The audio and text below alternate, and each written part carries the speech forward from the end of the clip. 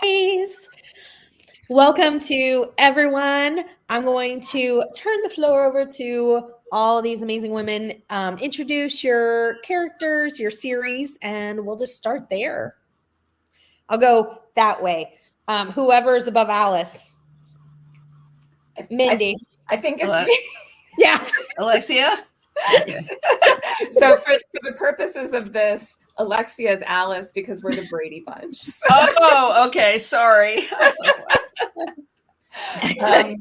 so I'm Mindy Quigley, and I write the Deep Dish Mysteries, and they're set in the very lightly fictionalized Geneva Bay, Wisconsin, which is Lake Geneva, Wisconsin in real life, which is a resort town that has a bunch of very fancy mansions occupied by wealthy Chicagoans for the last century and a half. So it's got an interesting history, and that's been kind of fun to incorporate and play with in the books.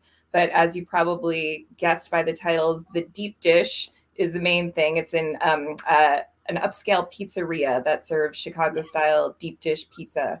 And our main character is Delilah O'Leary, who's a very type A, hard-charging, high-end dining Chicago chef who relocates to Geneva Bay to start her own pizzeria with her best friend, Sonia Doctor, who's her sous chef. And there's a cat. So that's Dish Mysteries. A very, very large cat. A large and lovable cat. That's right. Right. Gotcha. In fact, you might hear my Trisha, large and lovable cat shouting if we're gonna go crying that right way. now. So I apologize for that. There's no quieting him. No, we can't hear. They're fine. We love cats. I think Patricia. I needed like the mash sign that just points every which way at this point. Here's a story of a lovely author. Exactly. Hi, I'm Patricia Sargent. I write Cozy Mysteries as Olivia Matthews, and my latest Cozy Mystery series is Spice Isle Bakery Mysteries. And it features a West Indian American family that launches a bakery, Caribbean bakery, in the factual neighborhood of Little Caribbean in Brooklyn, New York. And the main character, the amateur sleuth, is Lindsay Murray, who is the manager of the bakery with her family. Yes. Love it. Love it. I think Raquel will be next. I don't know for this. All right. Hi. I also write a little bit about the Caribbean. My series is called the Caribbean Kitchen Series. This is the latest, Barbacoa, Bomba, and Betrayal, which actually happens during the holidays. So it's actually perfect to be talking about it. My main character is Miriam Quinones. She is a food anthropologist with a culinary and culture show on a Spanish language network and a Spanglish streaming show. And in the latest book, she goes to Puerto Rico. It's actually a kind of a surprise gift. The day after Christmas, they look under the Christmas tree. There's one present left, and it's plane tickets to go see her family. Then she gets called away to go to Puerto Rico to work. And she's got to go there to film a 3 King's Day special. And I know we'll get into that later, but I'll give you that little teaser. So that's it. Yay. Alexia. Hi, I'm Alexia Gordon. I write the Gethsemane Brown Mysteries. It's about an African-American classical musician who moves to Ireland, where she goes to work as music director at a boys' school, but she also moves into a haunted cottage. Her first case is solving the murder of the ghost, to find out who made him a ghost. And actually, the second book takes place during the Christmas holidays because she's an Episcopalian, so she celebrates the full 12 days of Christmas. And the first book was made into a Hallmark movie called Haunted Harmonies, Murder in G Major. Yes. I saw it. I was like, because I loved Sister Sister when I was growing up. And then I saw the preview and I was like, oh my gosh. And I was like, I had just interviewed a little bit before that. And I was like asking, I always ask about like who they want. And I was like, it's a mystery. That is fantastic. Congratulations. Yeah. That's so cool. Christina. Or Hi, Christina. yeah, that's okay. I'm Christina Romrell, and I write the Killer Chocolate Mysteries. A Nutcracker Nightmare is the most recent book. You can tell by the title. It is a Christmas series, and it features identical twin sleuths, Alex and Hannah, who live in a fictional town in Montana, not far from Leslie Budowitz's Jewel Bay. And they own a mystery bookshop and poison-themed chocolate shop. And yeah, it's Christmas all the time in my series. Fantastic.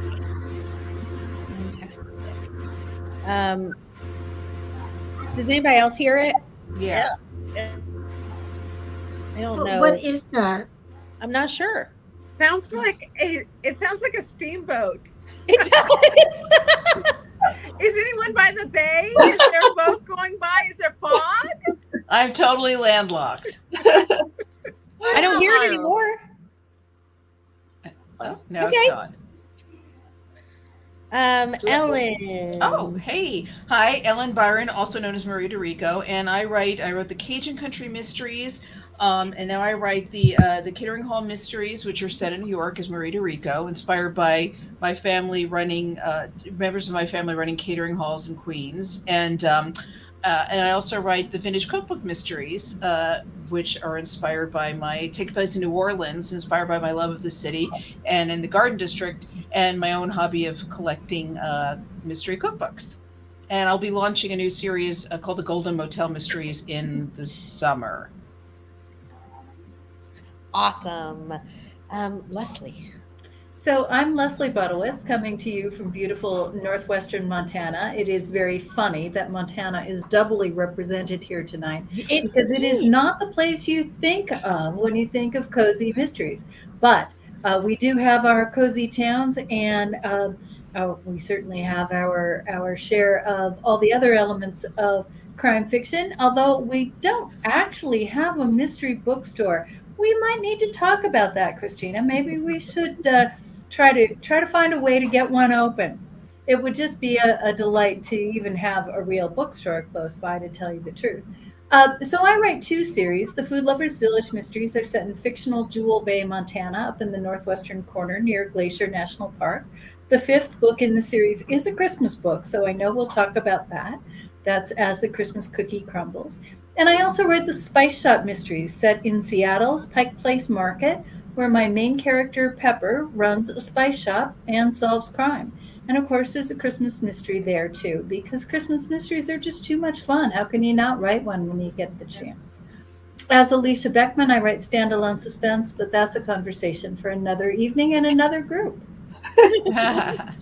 Awesome. Thank you. And Reese.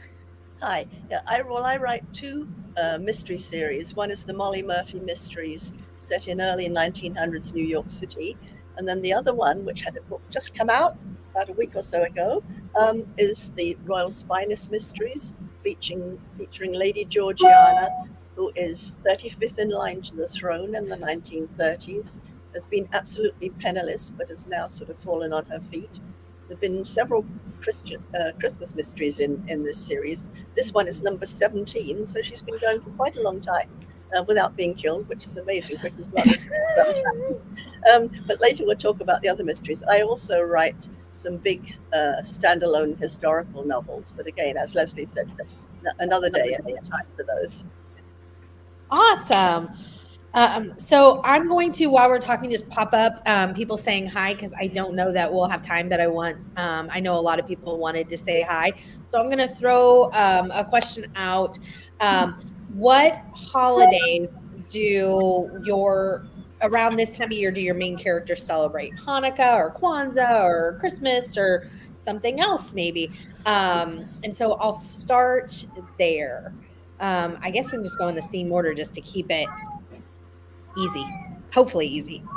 Sure. So, happy Hanukkah to anybody who's celebrating. Tonight's the first night of Hanukkah, and I wore my Happy Christmaka t-shirt. This is like turning into an OnlyFans, I realized as I shoved my chest at the screen. Crazy. But so the characters in my book, the two main characters, Delilah O'Leary was raised Catholic on the south side of Chicago, near where I grew up. And then her best friend, Sonia Doctor, was raised Jewish. So they, in the book that I just finished, which won't come out until next year, it's going to be called Sleep in Heavenly Pizza. And that book Brilliant. starts on the first night of Hanukkah and ends on Christmas. So I'm putting on another hat. That is amazing. Hats. I have my neighbor collects holiday hats, so I've got a bin next to me with maybe 30 different hats. I'm not going to get through all of them, but I'll try to get through a few. So yeah, in the Sleep in Heavenly Pizza, we get to see some traditional Hanukkah foods being made, and then some traditional Christmas foods being made. And So cool. it's a lot of fun because that's kind of the reality in my own life, is like having that interplay of holidays. So it's kind of fun to see that reflected in this book, and how the characters kind of seamlessly move from lighting a Hanukkah candle to going to a Christmas Eve celebration. That is so cool. And that hat is amazing. Yeah, this is So maybe cool. my favorite one of them all. Yeah, that is something. I also like the way that your characters move between the holidays like that. That's fantastic, Yeah. Mindy. I look forward to reading that one. And just for the record, I did not get the hat memo. That's why I am hatless. My characters, my West Indian American family, they celebrate Christmas. And it's just a big, noisy Christmas celebration. Gotcha. Love it. Raquel. I think the characters in my book would get along really, really well with the characters in Patricia's book, because they share that loud, all the families get together around food. I also did not get the hat memo, but I did get the holiday memo. So I was going to share with you a couple of ornaments. This is a guayabera, traditional, something that we wear. And then also a big part of our culture is the coffee, which we will definitely have a cafecito at midnight, because that's what we do on Christmas Eve. Christmas Eve is the big night, and we will all get together. Sometimes we might cook a whole pig in the cajachina, which this is what that is, and gather around and play games and wait for midnight. Sometimes if your family is very religious, you would go to midnight mass for sure, and then you would come back and you would, open presents and so forth and so on. So in Barbacoa, Bomba, and Betrayal, it's December 26th, and she's gonna go. She has to go to Puerto Rico to film a Three Kings Day special.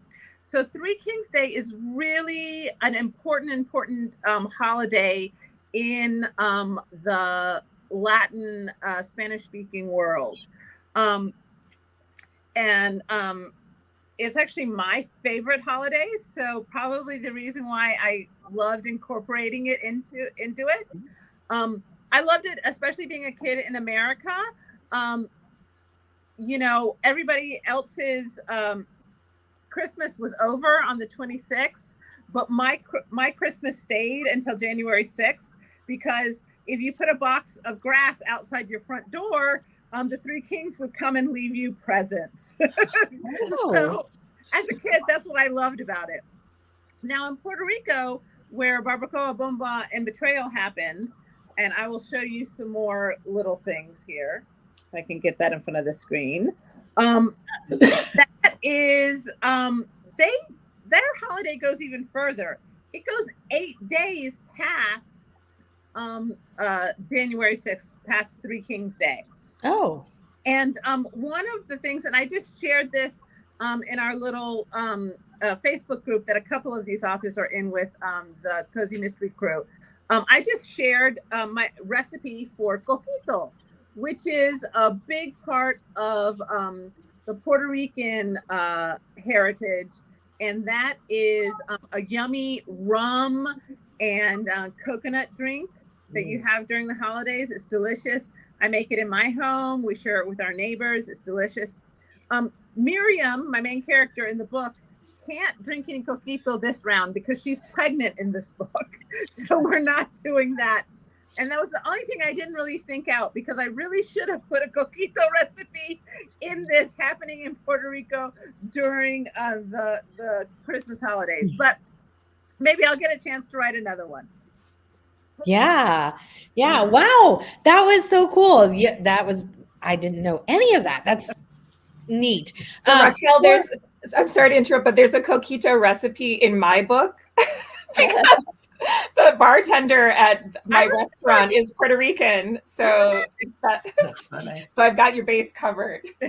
That's fine. I worked with one of the counselors. She's not with us anymore. She's moved, but that I was very close with. She was Puerto Rican, and she brought that in a non-alcoholic version, but to work. Just so everyone knows. But I'm allergic to coconut, so I never got to try it. But everybody said it was so delicious.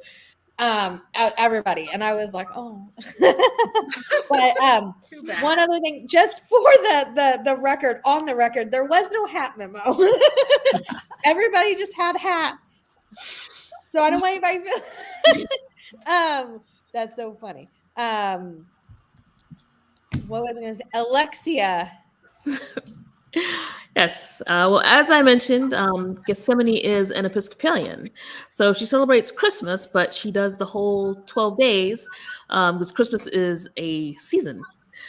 So it's starting on Christmas Day and going all the way through Epiphany, which is also Three Kings Day.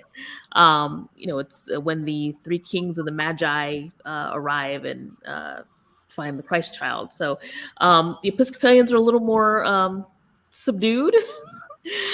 So she would, in my book, one of the running gags is my character can't cook because culinary cozies are so popular. I sort of, did a spin on that and decided to have a main character who can't cook.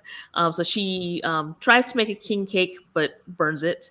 A king cake is, the cake that traditionally has a little baby or coin hidden in it. Although these days, if you buy one, they put the baby on top because they don't want anybody to sue them if somebody bites down into plastic or whatever. But whoever gets the slice with the baby in it is supposed to buy next year's king cake. And she would celebrate by doing what's called chalking the door, whereas you write on your door mantle, you put the first two digits of the year, then C plus M plus B, and the last two digits of the year.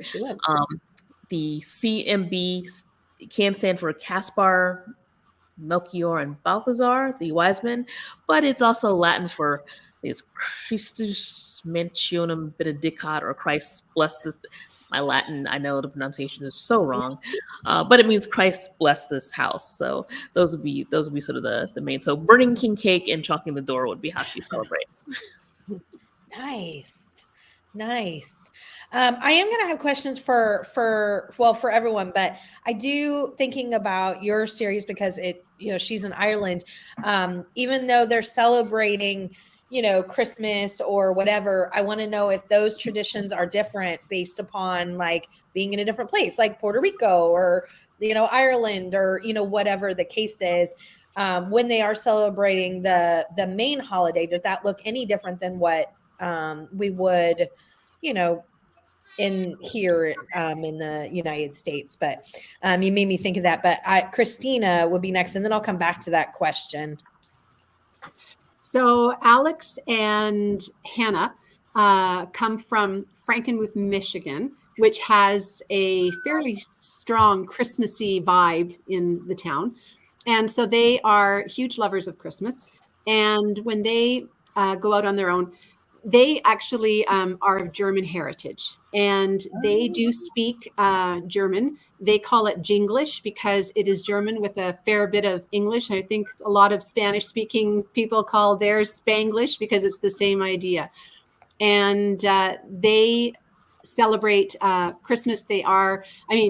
Her boyfriend, Alex's boyfriend, is a pastor, so there is a very, very light religious component. They do talk about going to church.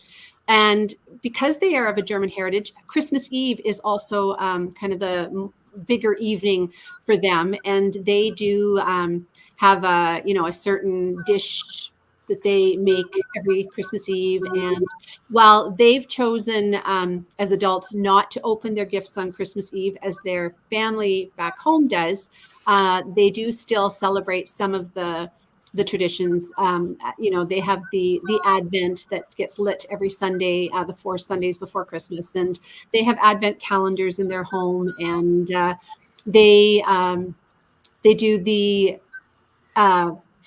what is it called now? The singing of the Christmas tree in German. So they sing it in German every Christmas. Wow. They have a few little traditions like that. And then Christmas Day is, where they go over to a friend's house for dinner, and they have the traditional turkey dinner on Christmas Day. So, but Christmas Eve is kind of their ode to their German heritage. Nice. Ellen. Hey, well, it's interesting because my characters are all Catholic, although in my new series she's half and half like I am. I'm half. My mom's family was Catholic, and my dad was Jewish. But my mom wasn't raised Catholic because her father was an anarchist. So she's the only person in her family. So I grew up in a very confused way. But since my series are set in Louisiana and in New York, the Italian community, everyone's Catholic. And what's funny in the it's beginning to look a lot like Murder, which is the Catering Hall mystery of Marie DeRico, which, by the way, is my late nonna's maiden name. It involves the New York traditions of like decorating on steroids. The Italian, like every house is like decorated. Literally at one point the electricity in the neighborhood blows out, and they celebrate the Feast of the Seven Fishes, which is on Christmas Eve, which is actually not something I grew up with but learned about. But what's interesting with the Cajun Country series. It's a Cajun Christmas Killing. I wanted to write to the bonfires on the levee that they build and set just north of New Orleans. So in 2015, my husband and daughter and I actually spent Christmas in Louisiana so we could go to the bonfires on the levee, and we had a great time. But so I wrote all that into the book. But what's really funny, Louisiana, basically Christmas is a stop along the way to Mardi Gras. And I actually have a T-shirt that says "Happy Almost Mardi Gras," and and I just got my first there's a store called Flirty Girl, which sells all kinds of fun stuff, and they just sent me, "Hey, look what's coming for Mardi Gras," and so I write to that a little bit, and plus the fact that you don't have king cake until January 6th. When it starts, that's like you're allowed to have a king cake then. So the fact is it's very specific to that region and to the bonfires and the levees, and also to just New Orleans and like happy almost Mardi Gras. Yeah, that was so interesting because I talked about that in a video about the bonfires that you were talking about in Cajun, the Christmas one, because I had never heard of such a thing. And when I think of bonfires, I think of like the fall. Oh. Growing up in the Midwest, that's when, I everyone should. It's so interesting. I just want to interrupt for one sec because really you should Google bonfires on the levees, because these bonfires are like nothing you've ever seen. Some of them are built like they're gigantic, and some are built like replicas of an alligator or a pirate ship, and the others are these giant tall ones. And it was an amazing experience. And I wrote what I experienced, I wrote into the book. So that was fun. Yeah, that's so cool. Leslie. So I'm laughing about all these references to Epiphany because in my childhood home, the 3 kings would march down the staircase 1 step every day. And then they would start to march across the living room floor. And one of the kings, I don't remember which one it is. My brother has the crash now. One of them lost an arm because somebody stepped on him. I know it wasn't me; it happened before me. But so we had this amputee king walking across the living room every Christmas. And I was also laughing listening to Christina talk about the German heritage of her characters. The only German I know is Christmas carols that my grandfather used to sing. One of the ways that I made my characters different from me was that even though, like me, they both grew up with in a Catholic household, they have different ethnic ancestry from me. Just that was not so that I could play with Christmas, but so that I could make the characters a little bit different. And I know that eventually that will play out in the Christmas traditions as well. I just haven't quite gotten there. The town that I actually live in, which is called Big Fork, Montana, Big Fork, like spoon and fork. Mm-hmm. Always need to make that clear when I'm talking about the town. It's my version or my inspiration for Jewel Bay. But Big Fork calls itself Montana's Christmas Village, and it decorates to the max. It is not a very big town. Year round, it's less than 3,500. And we've got one street downtown and one highway. And downtown is what we call the village, the original homestead.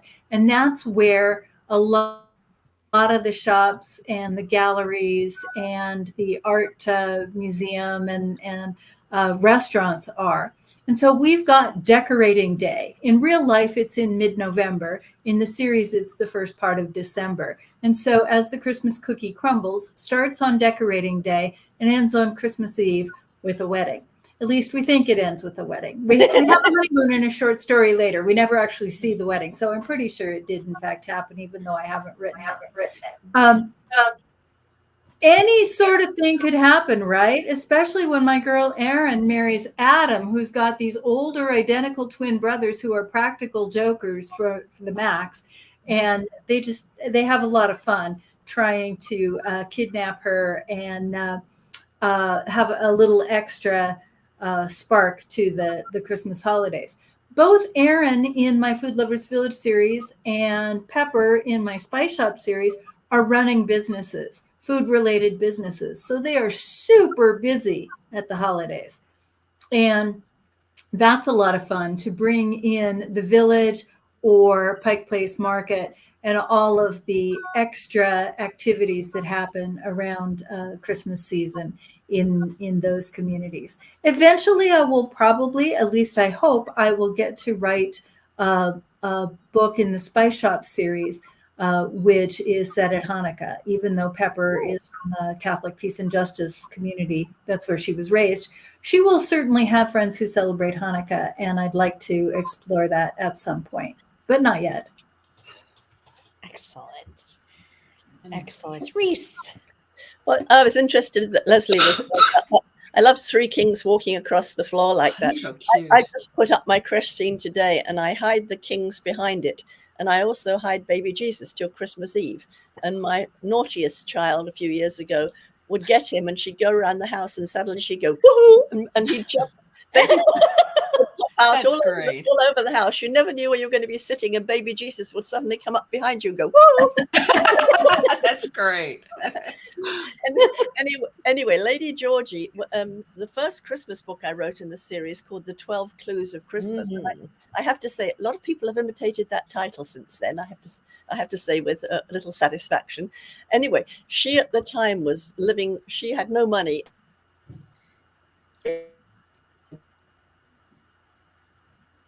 Oh no. Reese froze. Reese, exit and come back. Could she do that? Yeah. If she can hear us. Exit and come back. While we're waiting on her, I'm going to go through some of these comments. If you have any questions, ask the questions. I'm doing 2 giveaways tonight, so I'm going to do it just randomly on comments. So if you have any questions, the more you comment, I'm just going to do a random generator. Mindy, I love the hat change. I feel like we're having wardrobe changes like Barbara on stage. I love it. By the way, I apologize. My dog just came leaping in, and my daughter came to retrieve him. So, apologies. No, we love dogs. We're Yeah. okay. That's okay. My dog often, makes some sort of not necessarily appearance, but he lets himself be known for sure. Lots of people saying hi. I was just trying to get through some of those. Oh, there she is. That hat is hilarious. I don't know where Hey! I don't know where I went today, whether my internet's spotty or what, but no, I'm here. You were Okay. talking about the 12 clues of Christmas. Yes, I Yes. was. And so she really has very little, but she gets the chance to go and help someone with a house party. And I wanted to do that classic English Christmas with all of the traditions, that I used to love when I was growing up. The whole thing with the carol singing, and you get the mince pies and the hot spiced wine, and then the big Christmas pudding, and every single tradition. And then at the end of the book, I had all of the recipes and instructions on how to do these. And of course, the Christmas crackers that you pull. I had an amazing thing happen last year.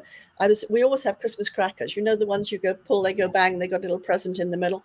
I was looking everywhere for them and I couldn't find any. And my agent said, "Oh, I've seen some in TJ Maxx." So I went into my TJ Maxx, looked around, couldn't find any and then there was this big shelf of all mishmash, a stuffed reindeer, a candle, everything. And in the middle, I found one box of crackers, and they were absolutely gorgeous. They were like premium, superb crackers. And I was so pleased to find them. And I was going to going up to the checkout, and I looked on the back, and I nearly dropped the crackers. And they said, "Imported by the Swan Mill Paper Company in Kent, England." The Swan Mill Paper Company was a tiny factory in Kent that my father ran for his entire adult life.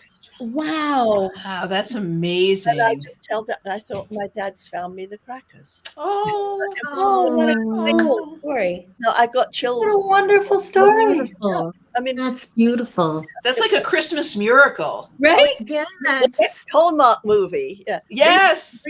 Reese's dad finds her the crackers. Yeah, there it is. Yes. That is And then such she a cool and memory. she opens when she gets transported back to Back the to her childhood. Yeah. Oh, yes. yeah. Oh, that's a good idea. I like that. Yeah. Okay. Watch a Writing group of is- mystery writers plot a That'd new be story. fantastic. Yeah. Fantastic. That is such a cool story. Yeah. My next question, some people have talked a little bit, but I just want to know, if there wasn't something that you did mention, what would be your main character's either go-to dish that they cook? I know some of our characters don't cook or are fabulously known for not cooking well, or their favorite dish to eat for those people who don't stay away from the kitchen. What is their favorite dishes during the holiday? And I'm going to throw up, I know a lot of people are saying hi. Hello, everyone. Glad everybody's here. Hi, Grace. If you have any questions for people, please pop them up. This is, I was like, wait. Okay, I got it. Hey, that's me. Yeah. Yes, Ivy, I agree. Hi, Lori. Oh, here. Oh my God, it's so embarrassing. No. I'm trying to be nice. Yeah. No. The Grinch hat. Storm is a big Grinch fan. She's admiring the hat. I enjoyed all the Christmas and Hanukkah traditions. I know. I love hearing all the ways that people celebrate. I'm gonna have to bonfires on the levee. I remember being so intrigued by it. Mindy, they're loving the hats. This is hilarious. I'll read Winter Cozies, but I'm glad I'm not deciding my car. De-icing my car. Oh. Yeah. So. Oh, She corrects it later in the chat. Gotcha. Ellen, I told you this during the prior interview you did here, but I love the Vintage Cookbook series so much. I'm looking forward to book 3. I just turned it in to my new publisher. So That is so exciting. And a lot of people will talk about everybody's books coming up or just come out, because I know I've already got some people. I'm like, okay, this book comes out December 26th. That means any gift card is going to be buying this book. I already have my list. But Patricia, your Sister Lou series is sitting on my TBR pile, my way too large TBR pile. I'm looking forward to reading that, as well as your Spice Isle series. Thank you so much. Thank you. I am caught up on the Spice Isle while I'm currently reading book 3, but I just read the Sister Lou and it was so fun. I love it. Loved it. Thank you so much. I loved writing that. Ellen, you capture Cajunness so well. I had to look it up to see if you were Cajun after I read the first book in the Cajun country. That's an amazing compliment. I'm sorry, I'm a little distracted because all I can think about now is Reese and spending the holidays in England, and I'm incredibly jealous that she grew up with that. Yeah. I know. That sounds magical. Everybody, when I hear everybody's stories, I'm like, that is so cool. I love it. Yeah, I know. I feel like it's just short story, Reese. The crackers. Yeah. I mean, it just seems like a miracle. I agree. It does. I do think you've got the kernel of another book or short story. Yeah. I agree. Use that one. In my spare time, I've been writing 2.5 books a year. Right. True. Yeah. Ellen, the Cajun Country Mysteries is one of my all-time favorites. Thank you. And here, this is me telling how I my connection. Yeah. Okay. By the way, that little picture of me, that silly little picture, is from when I wrote for Fairly Odd Parents, and was turned. I love that picture. It's so cute. I was turned into one of the fairies. Profile. That's Yes. adorable. Alexia, yes. Will there be more movies? Yeah. I really enjoyed the first one. I mean, I honestly don't know. I mean, I would certainly love it if Hallmark, picked up some more of the books. So fingers crossed. But When will we know? When will we know? I When will don't. we know? I don't The know. first one was so good. I love I was such a huge sister fan. So either of those girls are like such I my did think it childhood. I feel like I did think I it was pretty so cool. They excited. got one It of the was so twins to good. play Gethsemane. That was pretty cool. Yeah. Does you can just wink or just everybody? Does anybody else have any like movies in the making that we know of? There is an actress who's been shopping Bayou Book Thief, and a lovely television actress, kind of iconic. I can't say her name, but when it all doesn't happen, then I can say, because I've been in this business for 30 years, so I'm very familiar. I'll be happy to brag about it when it falls apart and say, oh, so-and-so is shopping my book. Yeah. Mango, Mambo, and Murder, the first of the Caribbean Kitchen Mystery series, is with a production company, but as we don't get updates, like Yeah. and just like publishing takes a long time, so does TV production and film production. So fingers crossed, right? That's all we can. The other thing is that would be a great series too. I had never heard of a food anthropologist. I'm like, I want to do that. When I went away to college, I took Anthropology 101, like my freshman year, first semester. And I went home like Christmas break and I was like, I'm going to major in anthropology. And my parents are like, oh, yeah, no, you're not. I'm like, so that's my story. I think it's a great background for Miriam. I think Miriam's a great character, but I love the background because it gives her the serious understanding of food, and then she's plunged into this role that she totally hadn't expected, and so she is a knowledgeable fish out of water, and yet there she is at the same time back in her hometown and dealing with all those issues. I think she's a terrific character, and I love the food anthropologist angle. It's such a neat angle. I mean, so unique. I love it. Well, it gives me the opportunity to talk about things that I'm passionate about, which are, the cultural side of it and why we eat the things, where the foods we eat came from, especially in the Caribbean, right, Patricia? We have this mixture of all these different cultures there from, colonialism and from enslavement and from bringing in laborers in. There we have, Chinese food in the Caribbean.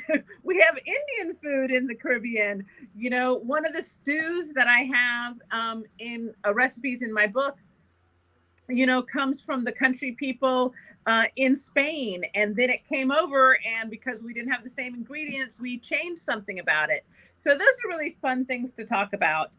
And thank you, Leslie, for saying that, because, I made her a food anthropologist because I knew I would enjoy researching all of the things that I would have her talking about.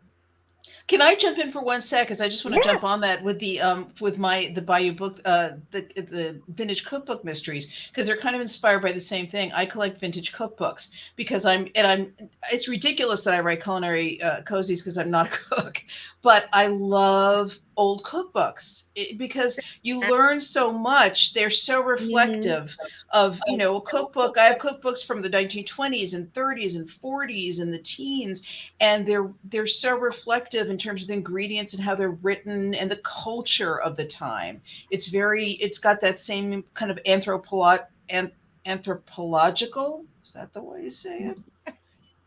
Whatever, I can't even say it, but it has that connection. Yeah. I had a really interesting conversation with a couple of librarians at the State Historical Society a couple of years ago. I was doing some research there for another project, and they knew that I write culinary cozies, and so they took me back and showed me their shelves full of community cookbooks gathered from the small towns around Montana. Oh, fabulous. And I actually have a few of them, plus I have some from North Dakota. And it was really interesting to see that and to hear these women who are, what's the term, public historians, talking about cookbooks, particularly community cookbooks, as women's history and seeing the community through the eyes of the women. One of the books I use as a reference often is called the Butte Heritage Cookbook. And if anybody's heard of any place in Montana, it's usually Butte, because Butte was famous early in the last century for the Copper Kings and for all the interesting history and labor history and labor movements that happened there. Well, the Butte history comes from miners, and it's from people from all around the world who had a mining history. And so in 1976, which was the 100th anniversary, I'm not sure if it was our centennial, but I'm not sure what it was for Butte. This community did put this Butte Heritage Cookbook together, and the recipes are not actually as interesting as the pictures and the write-ups that each community did about the history of the Serbian community and the African American community in Butte, and even the Native American community, and the Irish, which were very dominant. And I use that as a reference whenever I'm writing about Montana. So even though I don't have Ellen's collection, I am a huge fan of cookbooks as offering us an insight into the culture in just really wonderful ways.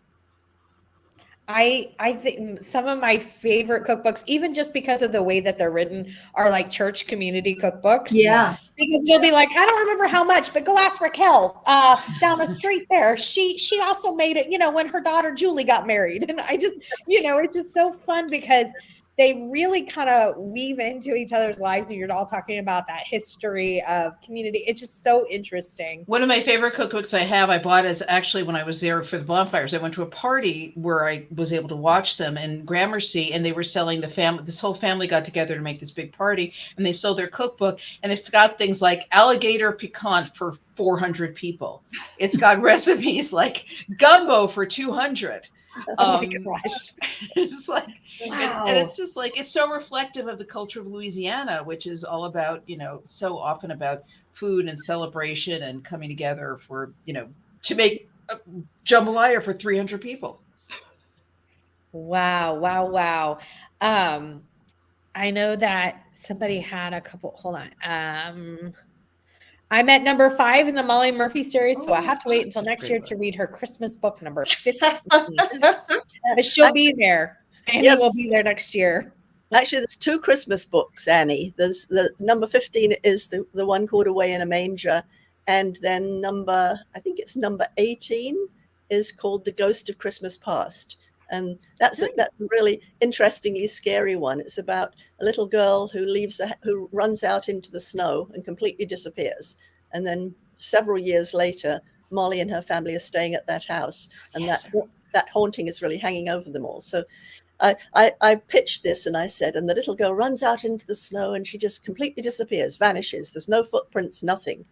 And my editor said, "Oh, that's wonderful." And afterwards I thought, I have no idea what happened to this child. That's so fun. I love that series. I love your historicals. You're the one person who writes historicals here. So Yeah, I think, you're right. Yeah. Oh, Will there be more in stay that book, by tuned. the way? What? what did you ask?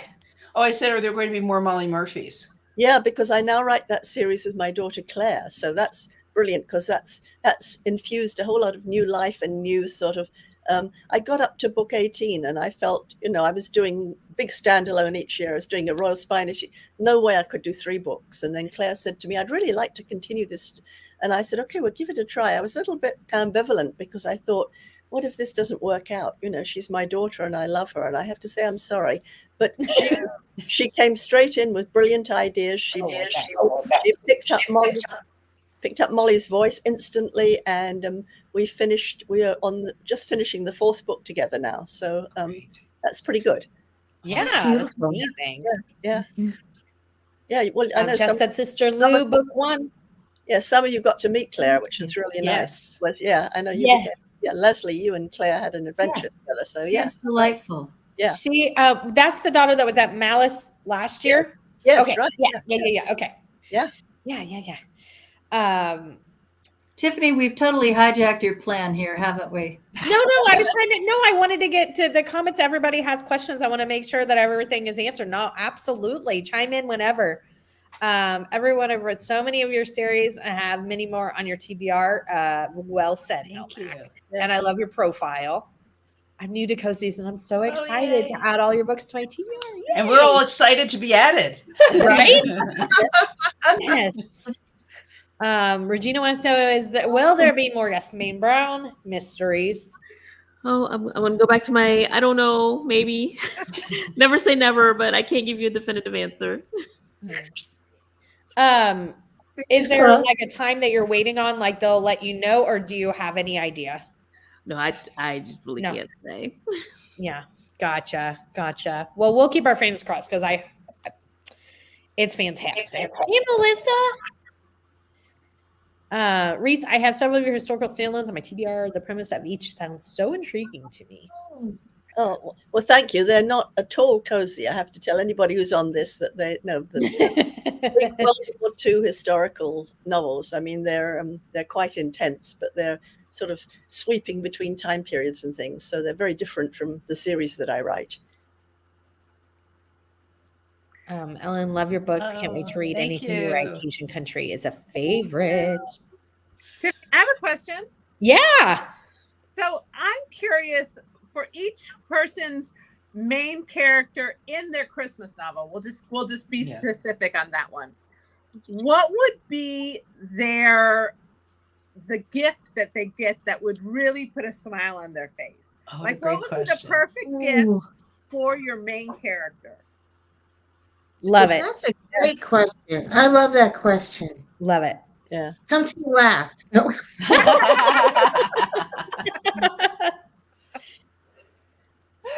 Love it. All right, somebody go in the order, Tiffany, to make everybody answer. Okay. Oh, Mindy's All right, doing give another hat ready. change. It Please- felt like please- the right time for another hat change. Another hat change. Is that your thinking cap? I know I need it because this is such a good question. It And is. It is. My like, thinking cap. um, Turn it to the other side. Drew's book musings, she'll often ask a question, you know, if you're doing a character Q&A, like, what is your character's favorite color? Something that you've never maybe thought of, and it really makes you sit there and go, oh my gosh, Delilah's favorite, what would it be? Or So what would they give their best friend or their significant other? Like, what's the thing that they would give or want to get?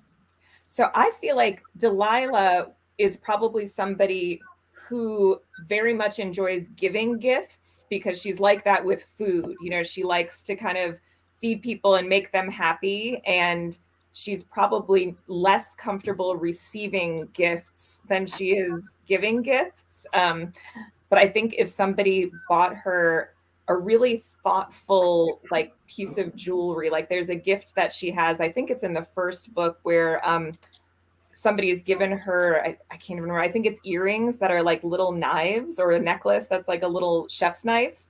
So something that's reflective of her love of cooking, but also kind of like a tasteful and subtle present that shows that somebody really thought about her and what she would like. I think she would be into something like that.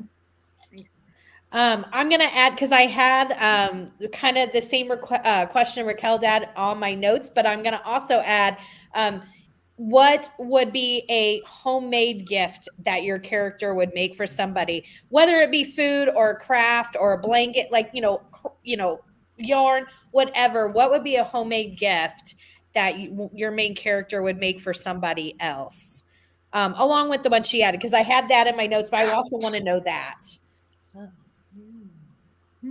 Are we should okay? Are we sticking with Mindy for her to answer part B? If she had, we can come back, or she can answer now. Which if she, you know, she has her thinking cap on. I do have, and it's actually working. I think it's the ears. I'm pretty sure they're tuning. Just massage the ears a little bit. Yeah. Oh yeah. Yeah. So I think that Delilah would put together a nice basket of homemade things. Like I could see her doing some kind of sauce, like an Alfredo sauce or a marinara sauce, homemade, and then like, you know, maybe even like a pesto, an Alfredo, and a marinara. So it would be like Christmas colors in a basket. And she would be really over the top with how she presents that. Like it would be so perfect that it looked like it came from a store. And she would probably make like little labels with all the ingredients and that kind of thing, because she's always like a little bit extra with stuff like that. So I could see her doing something cute along those lines. Yes, because when she was trying to come up with a recipe to enter into a contest in book 2, we saw that like, I've made it 800 times. Like she was very like, no, it's got to be, you know. And I think her best friend in that was like, okay, you got to be done. Enough is enough. Yeah, so Sonia would come in and just like throw some glitter sprinkle on it and be like, it's done. Nice. I love it. I love the idea of a basket. I love stuff like that. Patricia, how about you? For what would be a gift, like Raquel was asking, and what would be something that your main character would give as a homemade presentation to someone or gift? Okay. Now, I believe, Raquel, that you specified that it would be in a Christmas book. So, Peril and Prayer, the second Sister Lou mystery, takes place during the Advent season. So I'm going to respond from the Sister Lou perspective. And in that story, yes, I had to cheat and look at my characters' names. The reporter, Shari, did not grow up with a faith base. So as the series goes on, she's learning more and more about Catholicism, and Sister Lou is gently mentoring her. She's not like bashing her over the head with Catholicism. So I think I'm pretty confident Sister Lou would give Shari a book about the history, something to do with religious history, so that Shari can understand the origins of certain customs. And I think for a homemade gift, it would be one of the scarves that the congregation makes for fundraising. Okay. Love it. Great question. Yeah, Nice. love it. Love it. The answers. I love that. Um, I love your question. I think I'm next in the order, so Yes. I'll jump in since I was the terrible one who asked the question. No, it's great. Miriam really got an excellent gift. In the beginning, like I said, they look under the Christmas tree, and Miriam's kind of limiting because she's married into a founding family of this small town, and they're very waspy, and Christmas really is over on the 26th, and she's kind of lamenting that. And Robert says, "So should we take the tree down?" And she's like, "No, Christmas has just started. We're not taking the tree down." And so she looks under there and she finds an envelope.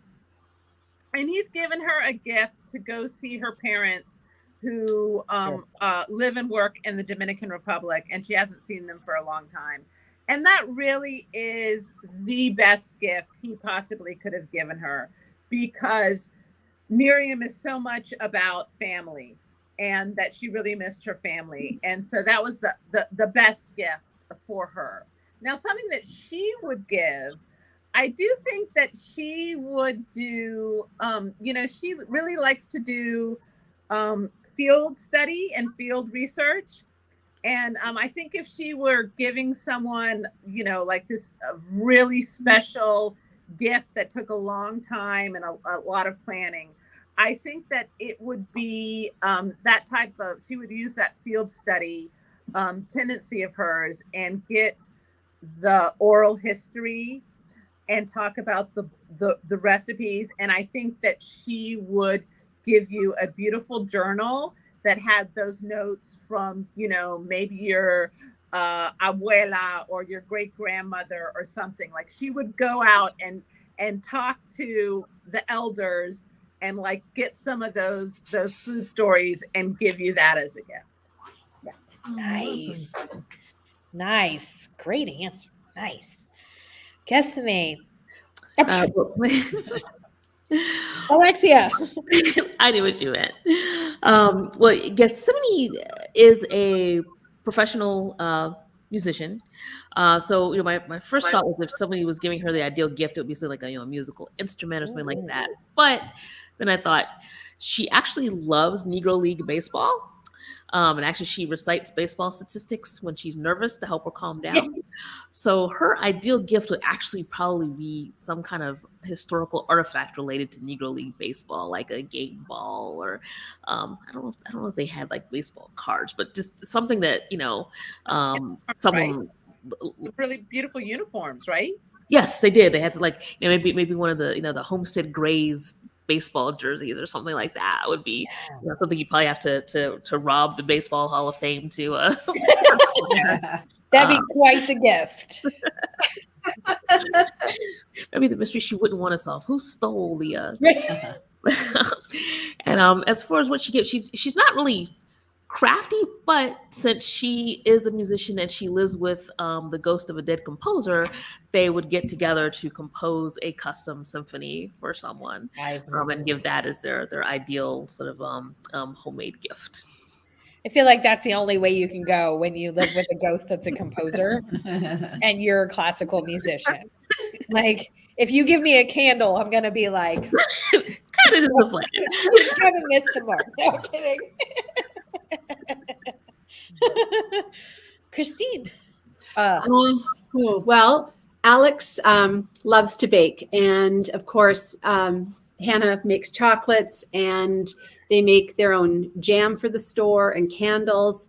And so I'm thinking they would probably give a plate of German cookies, like Zimtsterne, which is cinnamon stars, and some chocolates, and a candle, and maybe a jar of jam and some homemade scones to go with it. So it would definitely be an array of food things that they made themselves, plus the candle. And of course, the candle would be scented like snickerdoodle or cinnamon vanilla or something very foody. And for Alex, I don't think it's getting gifts is not very important to her. But I think if someone were to give her something, it would be maybe charms for her charm bracelet that were She loves solving mysteries. That's why she opened a mystery bookshop. So maybe like somebody had said, like a little knife that dangles off the charm bracelet, or a little skull and crossbones. Maybe some chocolate oriented or baking oriented charms, but definitely the mystery oriented charms. That would be absolutely, I think, just fabulous if she were to get that, and she'd be thrilled.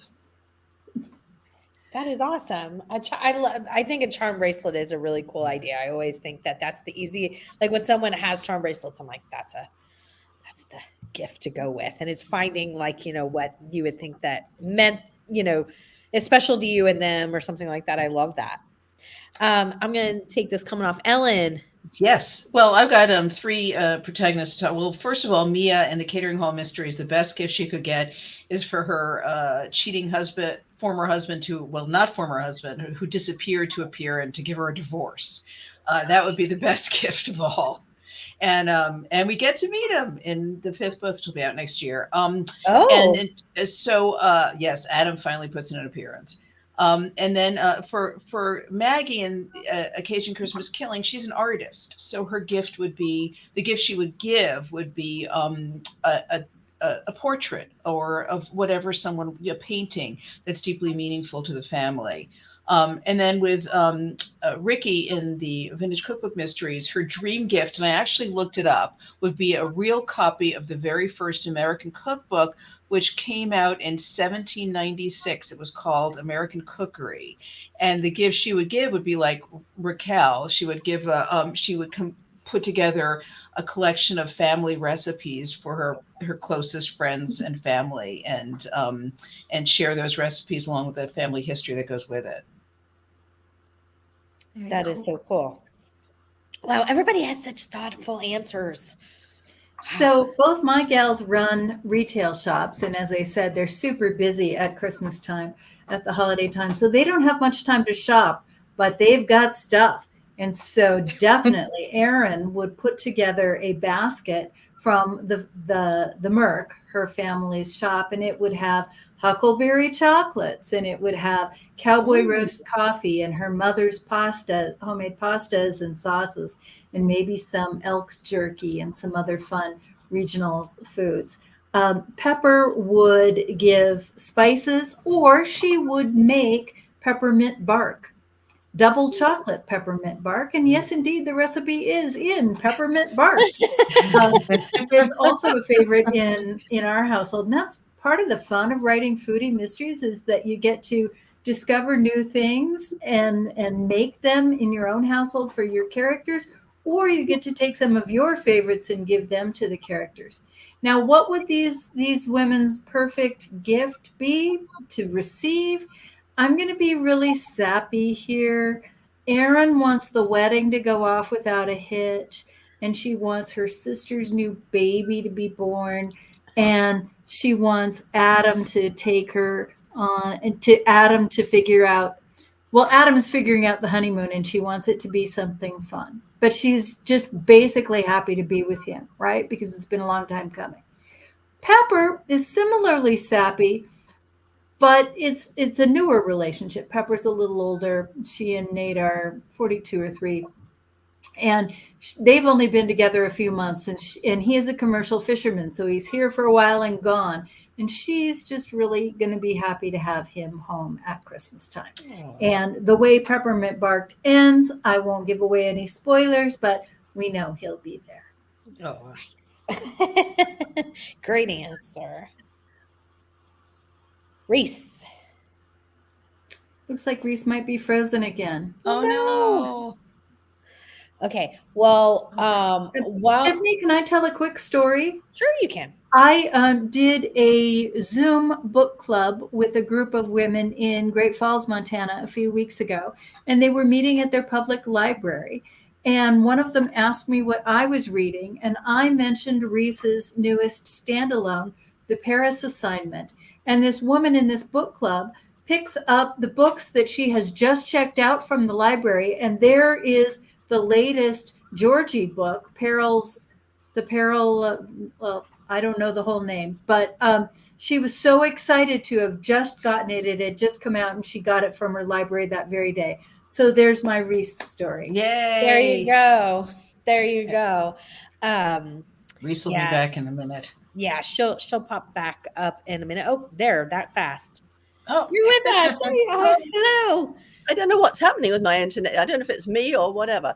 Anyway, of Molly Murphy, I know what she would love. She would love clothing. You know, in 2 books in the series, up to book 22 now, there's been either a fire or an explosion, and she's lost most of her clothes.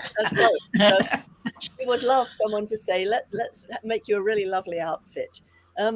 Lady Georgie, I know what she'd want too. And what she'd want, I think, would be her mother to give her a gift she'd actually thought was a thoughtful gift, because, you know, her mother's very self-centered, was a famous actress, is used to being with very rich men, and she'll sometimes sort of hand Georgie some piece of clothing she doesn't want anymore, which obviously Georgie's very grateful for. But if her mother had come in and said, I found this for you and I knew it was absolutely right, I think it would touch Georgie, because she's always felt that her mother doesn't care about her at all.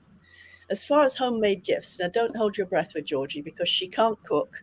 She can't knit.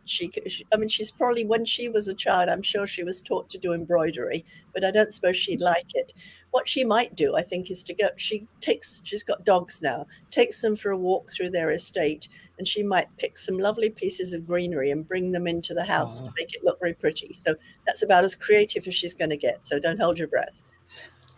She's led on a lot of adventures in different places for the queen. She can make, I mean, I don't know. I think there's some, you know. Yeah. She's got lots of experiences, and she could have brought back lots of fun things from various places around the world. But, you know, she's never been brought up to be a homebody. There's always been a servant to do the cooking. In fact, I had an interview recently, and they said to me, "You have so much food in your books. You must love to cook." And I went, no. I said, I do like to eat, but what I really like Mrs. Patmore to come up and say, "What would you like for dinner now, my lady?" And I'd say, "Oh, well, let's have let's have the quail in aspic, followed by the roast." You know, that's what I like. Oh, as long as we're speaking of aspic, sometimes, you know, I include recipes from my collection in my books, and I make them, you know, and I thought, well, I have a Halloween book coming out. I want to include an aspic recipe because those things are so scary. And I made one. Talk about an epic fail. It was a pimento loaf.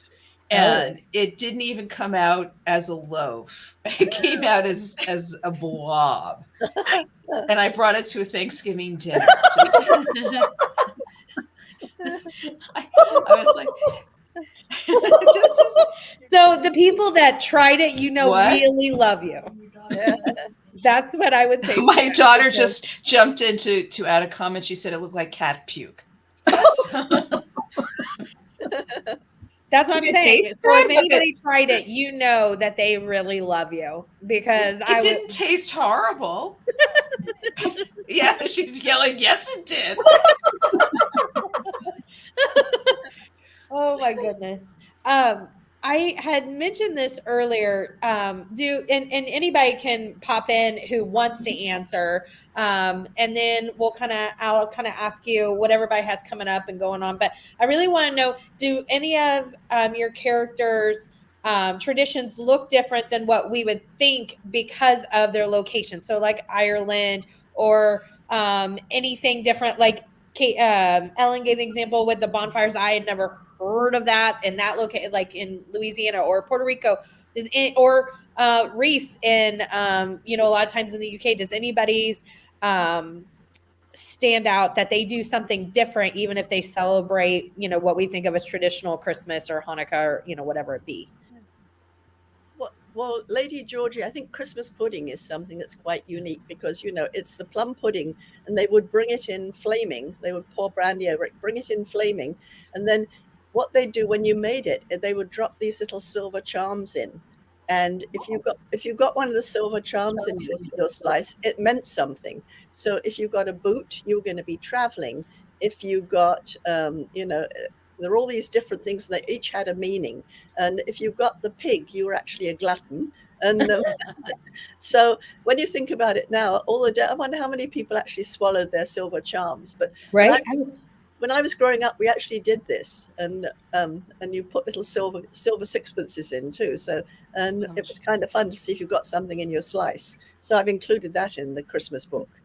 That is so cool. Now, is that something different than Yorkshire pudding, or is that what that is? Oh no, Yorkshire pudding is something you have with roast beef. That's like it's like a popover, Yorkshire. Oh, okay. It's this very big different. round.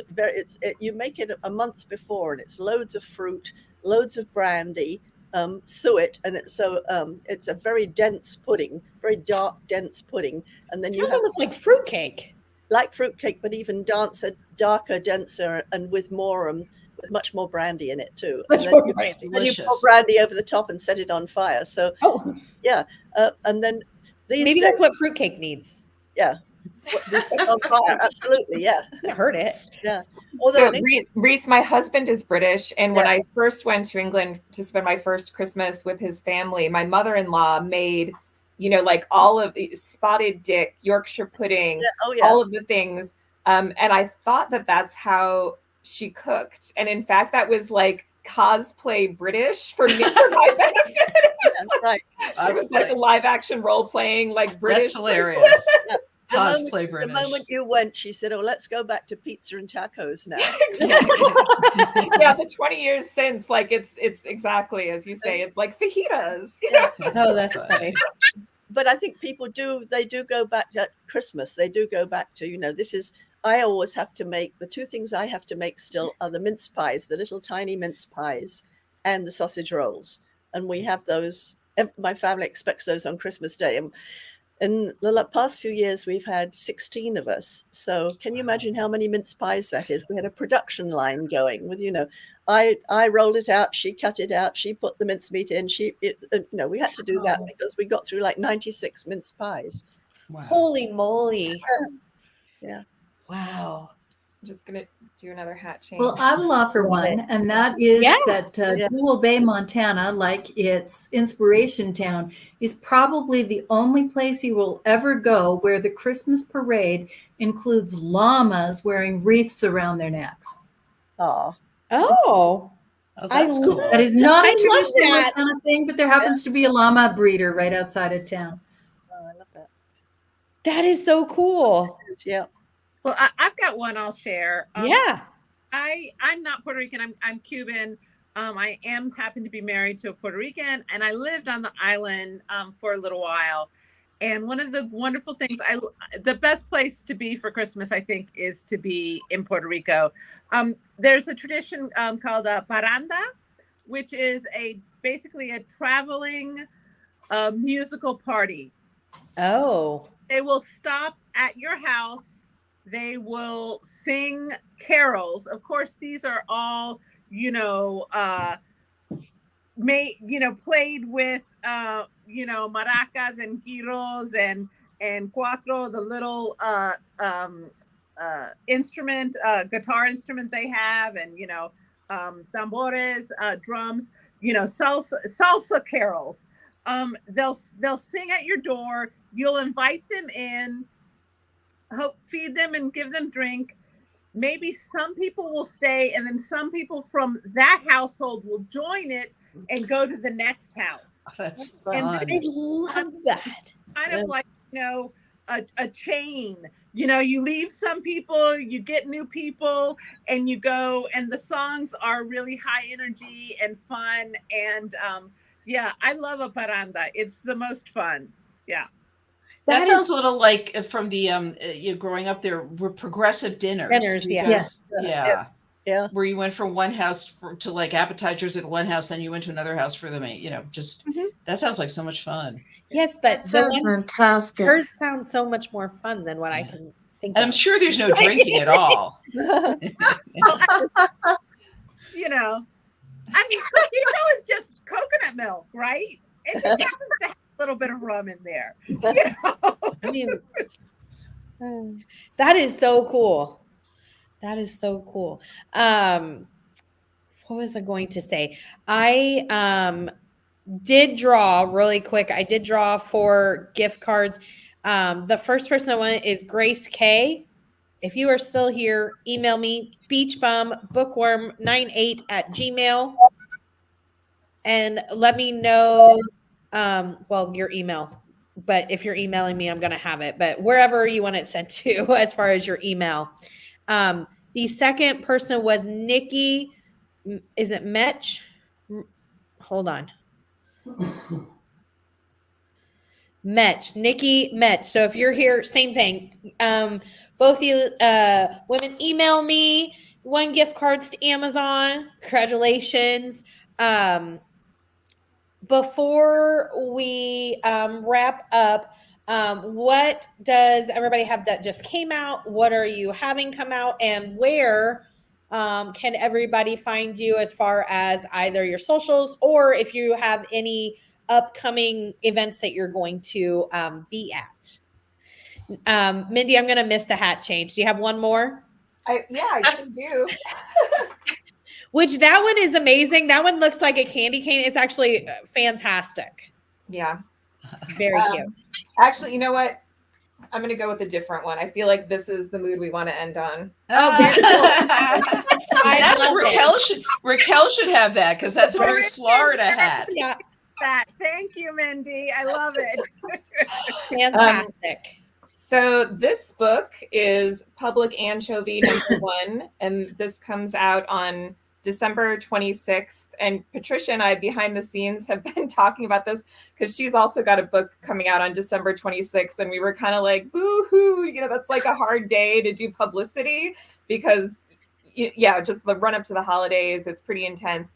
But now I'm actually kind of stoked about this because we have some ideas for publicizing each other's books because I read the first 2 books in her series and I'm waiting now for the publisher to give me a copy of her 3rd one so I can get a jump on reading that one before December 26th. But yeah, that kind of reinvigorated my excitement about publicizing book 3. I'm excited for this to get into readers' hands. So this is kind of a spin on And Then There Were None by Agatha Christie. So my crew is catering an event at a remote mansion, and then a storm traps them in the house overnight, and it becomes clear that what was originally taken as an accidental death that happens during the party was in fact a murderer, and that the murderer is among them.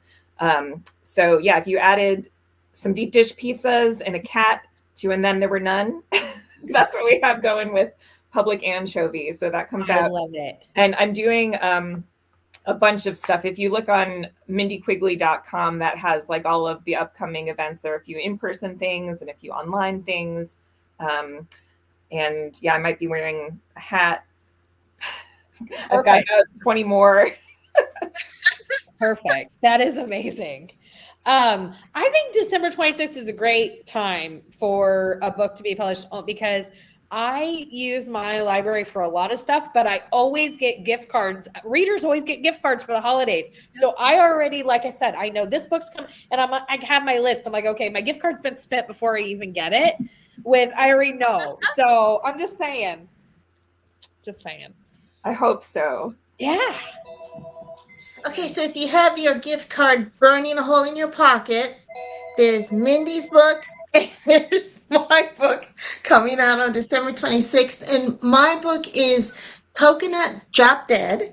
It's the 3rd book in the Spice Isle Bakery Mystery series. And the arc against the current Harddoe homicide has been leading up to the West Indian American Heritage Festival. Yes. So that's the setting for Coconut Drop Dead. Excellent. Raquel. Yes. So I'm there's like a holiday. Is it in Finland or Sweden or some Nordic Iceland. Oh, You read books? Yeah. Jürgen Buchenflood or whatever. The Book of Flood. So yeah, there you go. So that's what I'm thinking with the December 26th releases, you guys.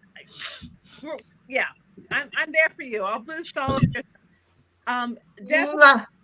So like I've been mentioning, Barbacoa, Bomba, and Betrayal came out in early November, so that's my latest. I actually had I write short stories also, and I just had a short story come out in an anthology this week, December 4th. It's called Brutal and Strange, and all of the stories are inspired by Elvis Costello songs. Oh.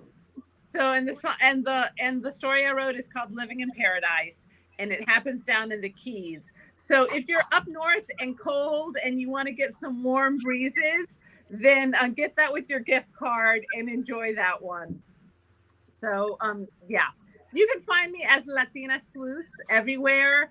I enjoy social media, so I'm on Instagram.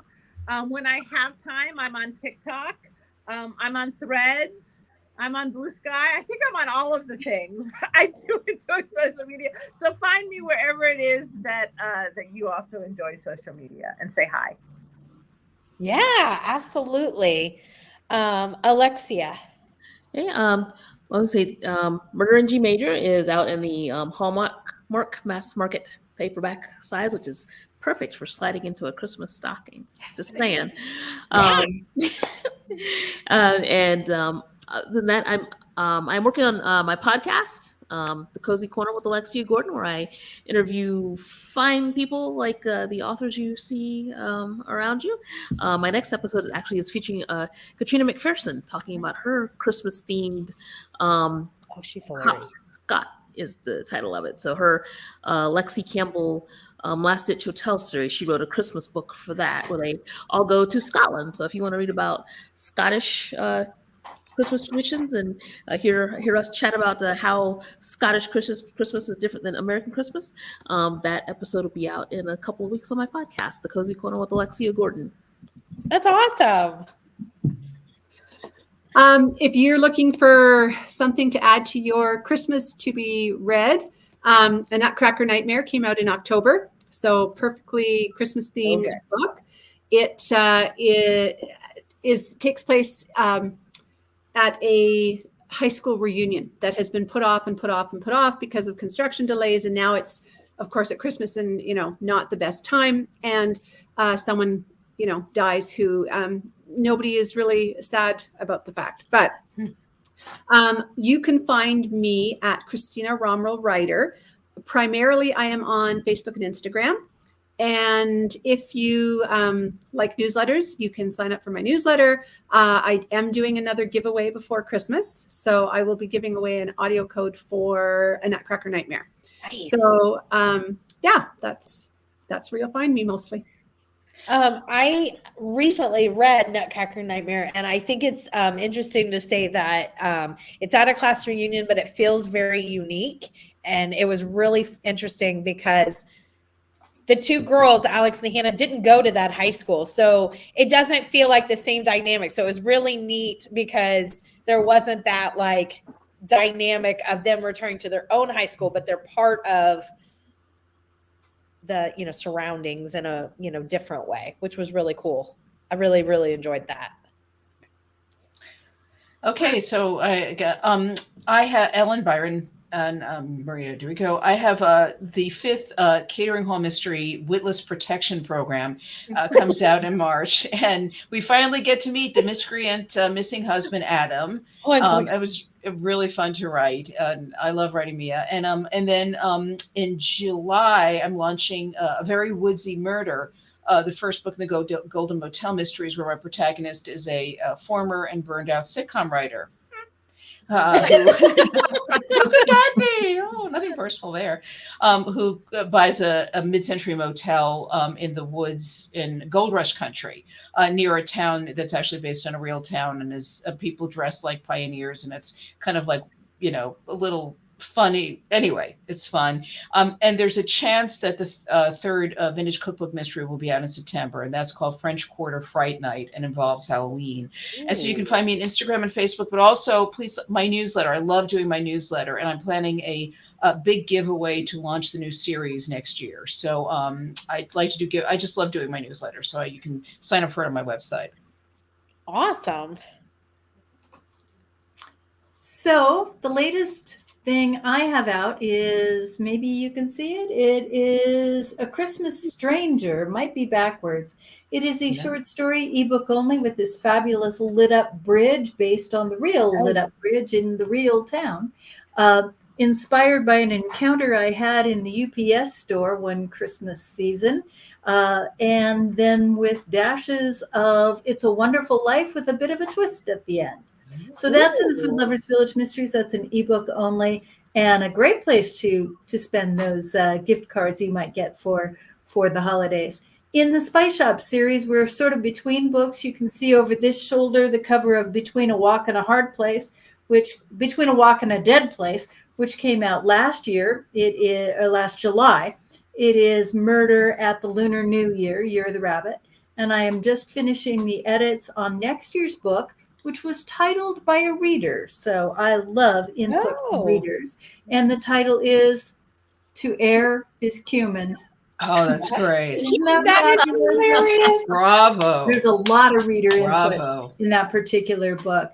I too love to communicate with readers through a newsletter. And newsletter subscribers get a couple of free short stories, one in the Food Lovers Village series, and one set in Greece, inspired by an odd sight my husband and I encountered on our honeymoon there 23 years ago. Ooh. You can find me mostly in the newsletter world and then on Facebook and Instagram. Excellent. Well, the latest in the Royal Spinus is called, let me get it on, The Proof of the Pudding. There we go. The Proof of the Pudding. And Lady Georgie finally gets a chef. She finally gets to eat properly. And the chef is so wonderful. He's invited to come and cater a fundraising dinner at this spooky old manor house that has a poison garden. Ooh. What could possibly go wrong? And then in March, the next Molly Murphy comes out, and it's called In Sunshine or in Shadow, and it takes place in the Catskills at a fledgling Jewish bungalow community there. And By the way, Liz, while she's frozen, I'll say the original bungalows were called cookalanes, which stood for cookalones, the cabins where they could cook. Oh, I really like the Catskills as a location. I think that's a neat location for a cozy. Yeah, me too. Yeah. And the book Reese just held up is the one that my reader was raving about. I just couldn't remember the title of it. And I'll just show what I'm reading currently. What is that? Oh, there you go. I can't see. That's Yeah, the Leslie Cookie Butterworth. Crumbles by. Oh, yay. Perfect. Thank you. Perfect. Oh, I was hoping she would come back to us. Well, I know that there were some questions we didn't get to, but there was one that I want answered, so I am going to still ask it. It is to Raquel. Somebody asked Raquel while we're waiting, see if she comes back. Do you have anybody in mind that you would want to play Miriam if what you were talking about earlier, if the publish or the movie came to fruition? You know, that's always a hard one because, you know, she is in her 30s in this series, and I don't know those actors. Gotcha. You know, the first book, one of the cousins, Robert's cousins, is like just thinks she's the most beautiful thing in the world because she looks a little like Sofia Vargas, you know. So I kind of envision her, you know, a little bit like that. Yeah, I should have an answer for that because readers like that, don't they? But I more prefer to hear what characters the reader think, what actors the readers think should play her. That's more. I'd say Jessica Alba or America Ferrara. I could see. Oh, I think she's too young, but she was a voice judge, and I really like her. Who? You don't know who I'm talking about. I'll look up her name, but I think she's too young. I do know who you mean. Now we all want to know. I don't want to. I have no idea. Ariana Grande. That's not who I was thinking of. Hold on one second. But yes, she would be good. But there was hold on. Reese, so you had frozen up. Do you want to continue? We're talking about the proof in the pudding coming out. Oh yeah, I was talking about the next Molly Murphy. It's called In the Sun Okay. or in the Shadow, and it is actually in a Kocha line, Ellen. Yeah. Oh wow. And interestingly, it's the very beginning when they're just building little cabins on little farms up there. But there's also a women's artist community up there too. So you've got two communities that are really, I would say, not well accepted by mainstream New York, which is why they go up there. And so it was a fun place to do the research about. As a native New Yorker, I have to say you capture that series so beautifully. That's one reason I fell in love with it. And I'll be like, oh, I know where this is. This is right near my mom. So I've really done I'm up to book 22, so obviously I know But for the beginning books, I would go there, and anywhere that Molly walked, I would walk there. And people would say to me, "Oh, you had her walk from A to B. That's ridiculous. She couldn't do that." And I'd go, I did it. And I've had lovely letters from people who say, I grew up in that part of Greenwich Village, and my mother grew up there, and my grandmother grew up there, and my grandmother used to get her bread from that shop, so it's really, and with this latest one in the Catskills, I have one of my oldest friends in New York is from a very sort of upper class Jewish family. So I made her read the book and say, tell me anything that I might have got wrong. And she picked up tiny things for me that I wouldn't have picked up. Things like, now because this family was this class, they wouldn't have said Shabbat, they'd said Shabbos, and so things like that. So every little thing is correct, I think. Oh, and the other thing too, I said, so it's in the Catskills. She said, well, if you need to, I do know Grossinger's grandson. Like, wow, that's rather helpful. Yes, please. Oh, that's so cool. I can't wait. Yeah. Wow. So interesting. So I did look up at Camilla Cabello. Oh, Yes. She's young. I knew She's there was a little another young. young woman. She's too young. But I loved her on The Voice. She's got a lot of personality. Yeah. Fun. Because everybody else, I agree with Raquel. Like, I'm at the grocery store, I'm like, I don't know who a single person is on the cover of the magazine, unless they're showing somebody who they're like, he's 50, he might need plastic surgery because he's almost on his deathbed, and I'm like, oh my gosh. Oh, I just have to say, this has nothing to do with anything, but so I've been reading about Taylor Swift and Travis Kelce, because he was so great on Saturday Night Live. So now I love him now. But she said something about the relationship. She goes, yeah, he put me on blast, and I thought it was metal as hell. And I'm like, okay, that's like, for the first time in my life, I'm like, what is this woman talking about? I don't know what any of that means. And I went to my daughter, and she's like, I don't know what she's talking about. So I felt a little better. I know nothing about what's going on when it comes to stuff like that anymore. I agree. This was so much fun. Thank you so much for taking the time coming on. I just can't thank you enough. It was just so much fun. I appreciate all of y'all's time. Everybody go and subscribe to newsletters, to Alexia's podcast. Make sure you're putting your pre-ordering all your books, getting them all on your Christmas list, all of that stuff. Thank you so much for having us. Happy holidays, everybody. Celebrate.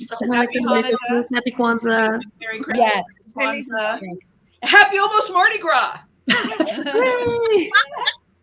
All right, everyone, take care. Thank you all so much. Have a great evening. If we didn't get to your questions, I'm sure everybody can chat with the individual authors and all of that jazz. The winners, email me. And again, the authors, thank you so much. It was so much fun. Happy holidays, everyone. Happy. Thank you. Bye. Amazing. Bye. Amazing. Bye. Bye, everyone.